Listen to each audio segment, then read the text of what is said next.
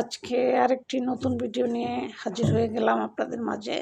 তবে মূল ভিডিওতে যাওয়ার আগে অবশ্যই সাজিদ আক্তার চ্যানেলকে লাইক সাবস্ক্রাইব করে সাজিদ আক্তার চ্যানেলের সাথে থাকবেন, এটা অনুরোধ রয়ে গেল আপনাদের মাঝে।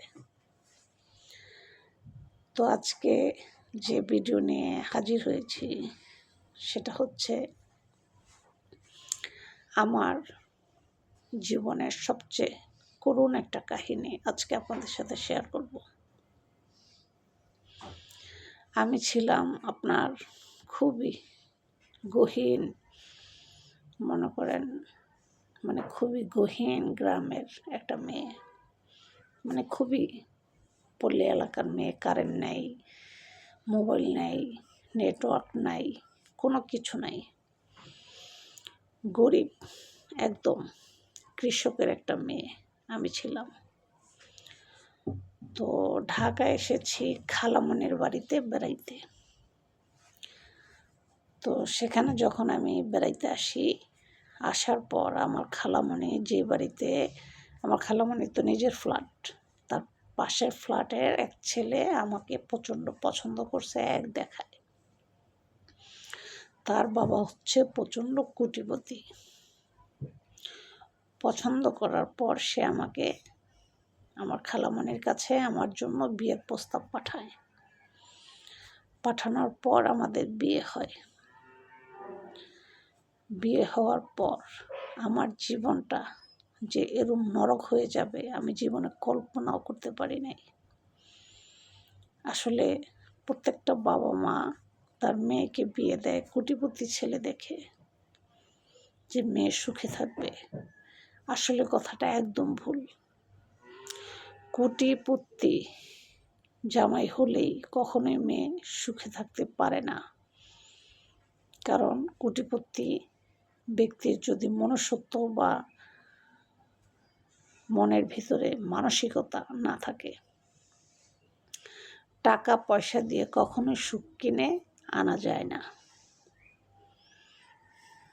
তো বিয়ে হয় আমার। বিয়ে হওয়ার পর আপনার মনে করেন 2-1 মাস ভালো যায়। যাওয়ার পর থেকে স্টার্ট হয় শ্বশুর শাশুড়ি স্বামী ননাস দেবর, তাদের প্রেশার কেটার তরসাটিং।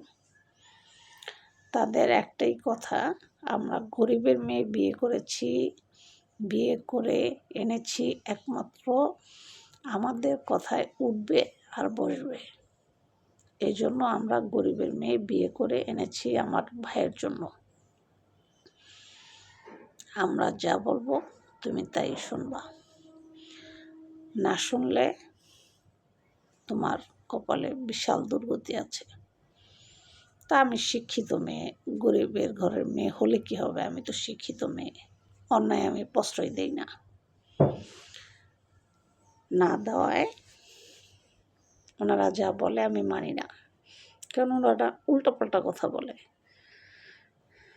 ননদের স্বামী ওনার জুতো মুছে দিতে বলে, ননদ আমার হাজব্যান্ডের ছোট বোন তার জুতো মুছে দিতে বলে আমাকে। আমি তো এগুলো মেনে নেব না। আমি যতই গরিবের মেয়ে হই, সবচেয়ে বড় পরিচয় আমি একজন মানুষ, তারপরে বড় পরিচয় আমি তার বড় ভাবি। এটা আমি বলি কেন,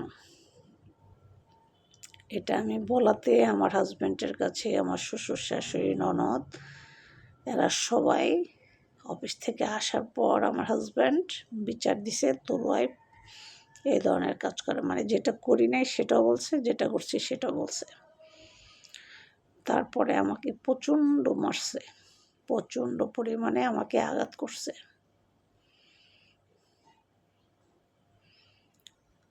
তারপরে আমি বলছি, আপনারা যেরকম আমার সাথে করতেছেন আমি সইছি, আল্লাহ সইবে না।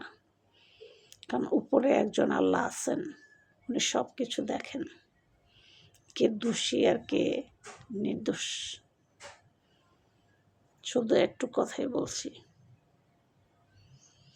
বলার পর থেকে আজকে প্রায় 15 বছরের সংসার, এখনো আছি সেখানে। আছে ঠিকই, কিন্তু সেটা জাহান্নামের থেকে কোনো অংশে কম না।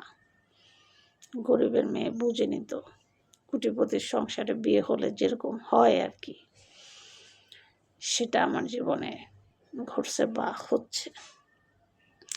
তাই প্রত্যেকটা বাবা মাকে আমি এই কথাটাই বলবো, কখনো বড় লোক দেখে বিয়ে দিবেন না মেয়েকে, মধ্যম ফ্যামিলির ছেলে দেখে বিয়ে দিবেন। আপনার যে কোয়ালিটির সেই কোয়ালিটির লেভেলের ছেলে দেখে বিয়ে দিবেন।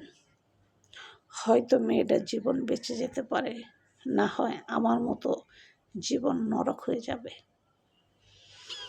তো গল্পটা আমার না, গল্পটা পাশের বাড়ির এক ভাবির। ভিডিওটি ভালো লাগলে লাইক সাবস্ক্রাইব করে সাজেদ আক্তার চ্যানেলের সাথে থাকবেন। আজ এই পর্যন্ত, ভালো থাকবেন, আল্লাহ হাফেজ।